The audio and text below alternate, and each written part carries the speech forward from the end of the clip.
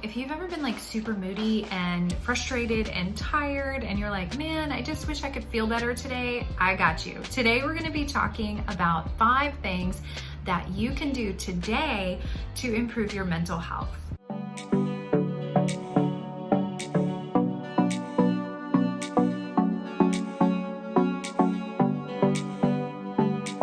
I'm Kathryn. I am a certified mental health coach, and I love to help women discover ways to improve their mental health and do it in ways that are not that complicated. So today I'm going to be sharing some things with you that I've discovered have helped me with my mental health throughout the days when I'm feeling kind of sluggish or tired or unmotivated to do things. And I hope these tips are helpful for you. The first thing that you can do to improve your mental health right away, first thing in the morning, is just to get up and make your bed. So the reason this works is because you're getting up out of bed. First of all, you're not actually laying in the bed. If you're going to make the bed, you have to be out of the bed, and it just gets you up and moving for, through your day. So you're not just laying there feeling like unmotivated and I don't really feel like doing this thing. And making your bed can give you such an amazing sense of accomplishment first thing in the morning, believe it or not, because you've done something before you even started your day. You have accomplished something. You have got up and made your bed, and you can stand back and go, wow, it looks really organized and pretty and neat and tidy. And you're a whole lot less likely to jump back into it later on because you don't want to risk messing it up, right? So make your bed and start making that a habit every single day if you don't already do that, because just walking even through your bedroom and kind of seeing wow, the bed is made, I've done something today, just helps boost your mental health for the day. So number 2 is practice gratitude. When I learned the fact that gratitude and anxiety can't live together in your brain at the same time, I was shocked. So there is scientific proof that backs this up, and that's why I really love the verse in the Bible in Philippians 4:6-7 that says, don't be anxious for anything, but in everything, through prayer and supplication or thanksgiving, make your requests known to God. And here's the promise that the peace of God, which surpasses all our understanding, will guard your hearts and your minds in Christ Jesus. So I really love that verse because it's just letting us know, hey, God set us up this way already. And then science backs it up, surprise, surprise, all the time. And I really love it. So practicing gratitude is super important if you're starting to find that you're just kind of anxious that, during the day. Maybe you're worried about some things that you're not sure how to let go of, or you're not sure how to handle or bring to the Lord and give them to Him. Or maybe you're just having difficulty with anxiety, social anxiety, or anxiety attacks and things like that, and you just want to stop those in their tracks.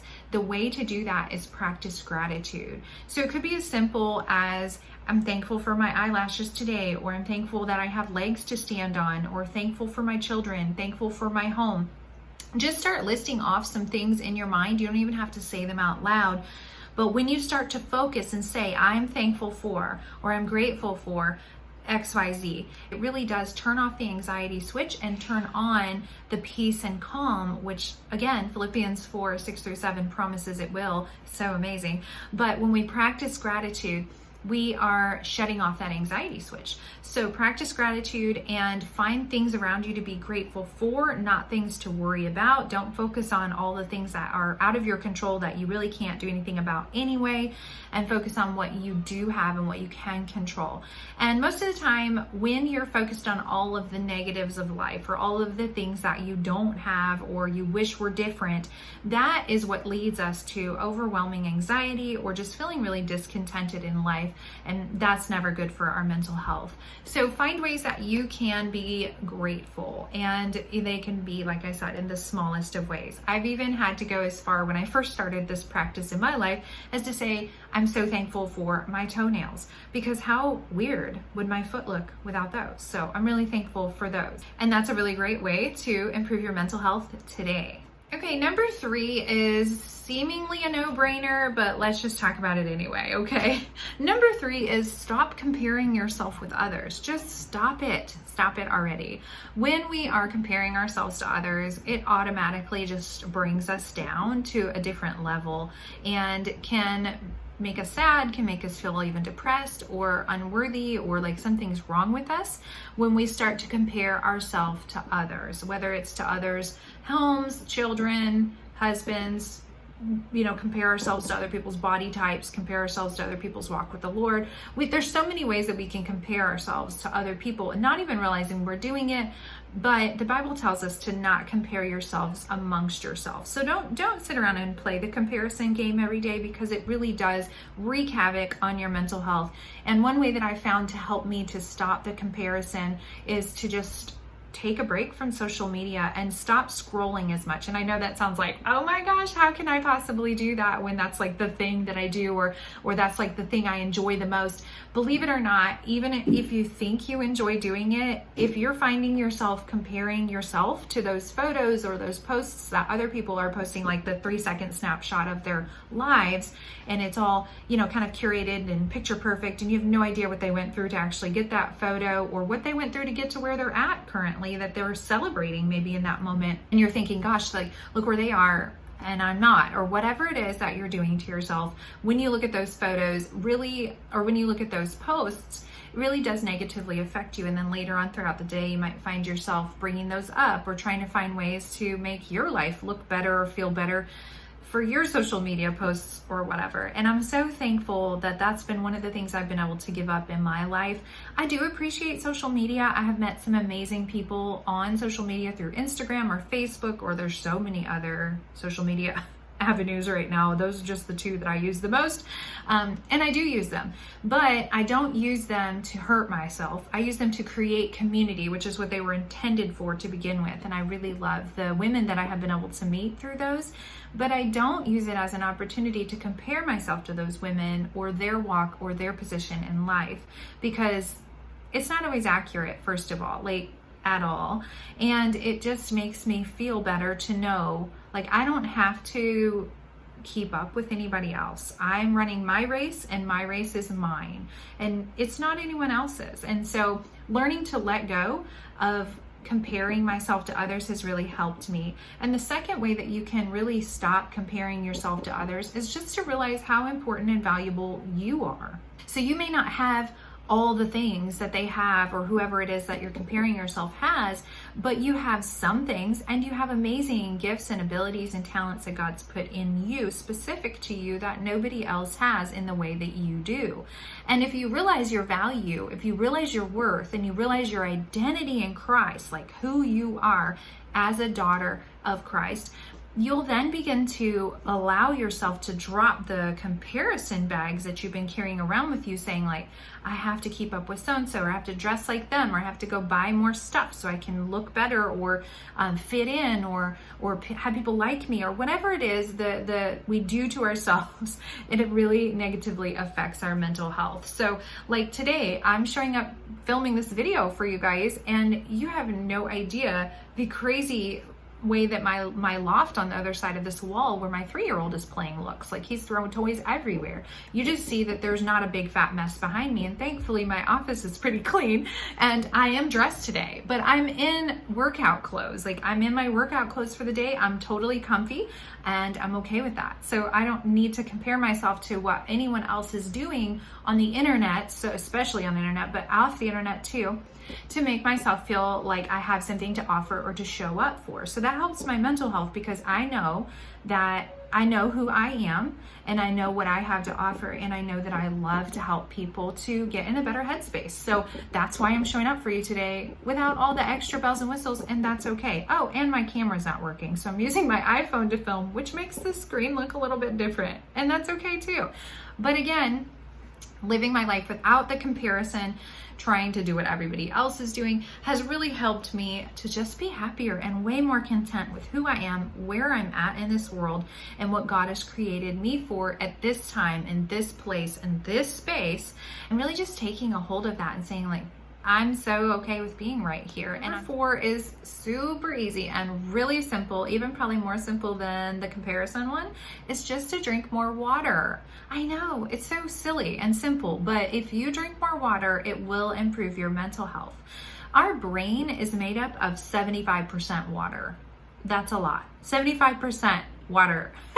And if we're not getting enough water in our body, we are risking dehydration, and our brain is struggling. Like, it's basically like running your car on fumes, okay? Like you're trying, it's getting there, but it's not doing the best that it could. It's not performing at its optimal level, right? Like, so you're only gonna sputter your car like that to the gas station until you're like, okay, I know I can't go any further if I don't get gas. And the same thing is true with our brains when it comes to water. Our brain is our happiness organ. Like it's literally the one that helps us like process things and remove, deals with anxiety, depression, the emotions, all the stuff that we deal with in life every day. If you are drinking enough water, you're going to reduce the risk of depression, anxiety, and so many other things. So we all know that water helps us with our physical bodies, like, hey, it helps you lose weight, it aids in your digestion, it helps boost your immune system. Our whole bodies are made up of like 60% water, and that's a lot too. So if our bodies are made up of 60% water and our brains alone are made up of 75% water, I think it's safe to say that we need water beyond the physical benefits of weight loss that most of us are always looking to water for. Drinking water decreases your risk of depression and anxiety. There was a research conducted by the World Journal of Psychiatry. They did a study of more than 3,000 people, and the study showed that having these individuals drink water on a daily basis had a greater reduced risk of depression and anxiety. And so participants with the lowest level of water consumption reported to have double the risk of depression and anxiety. And they say that hydration reduces panic attacks. And I definitely can say this is true in my life for sure, and the clients that I work with as well when I recommend they start doing these things. But panic attacks are a result of high anxiety. So we all know that if you've had a panic attack, it's no fun, and it's just almost undescribable and makes you feel like you're dying. Panic attacks are usually physically triggered, okay? And one of the physical triggers of panic attacks is dehydration. And I thought that was very interesting. So when dehydration occurs, if you're prone to panic attacks, you can easily begin to panic, even to the point of feeling like you're dying. And like I said, I've been there, done that.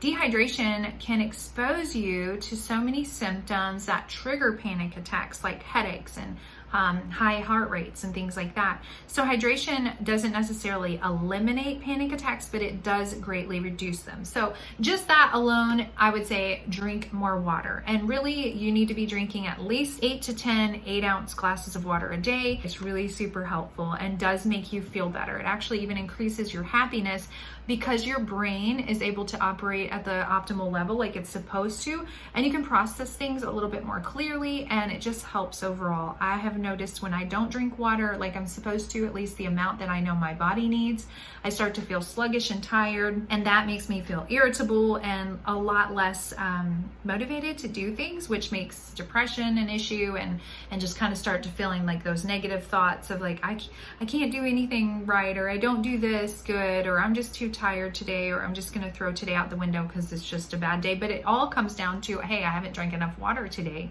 as silly as that sounds. So the last thing that you can do to have better mental health today is eat whole foods as much as possible and skip the processed foods.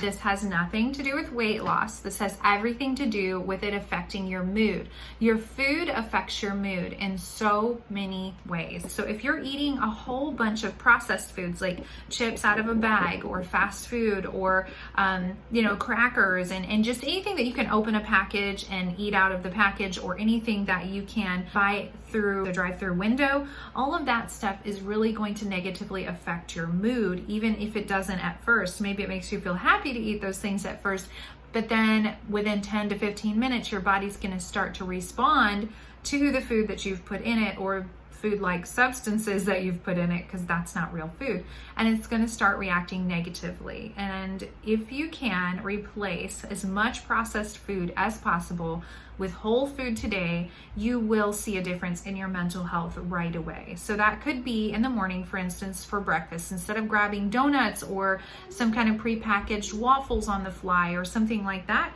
just replace that with maybe an apple and some peanut butter on it, and a cup of yogurt and berries, something like that. And then maybe for lunch, you, instead of grabbing fast food, just go get a salad. If you still need to go eat out, grab a salad and try to pick the salads that have the least amount of processed food on them, like the croutons or like the crispy fried onions. I know we love them. Like, I love them. They're super good, but they're just not very healthy for my brain. And I've realized that when I eat things like that, my sodium level gets higher, then my blood pressure gets higher, and then my mental health struggles, and then my, all the things. So, just replacing your processed food with whole food is great because it gives you the benefits of having energy, more energy throughout the day. You don't feel sluggish and tired. When you eat processed food, it makes your body just struggle to digest that. And when you're digesting, which is the majority of what your body's operation is doing all day long, especially for most of us who don't give our body time to stop and actually digest the food thoroughly because we keep putting more in.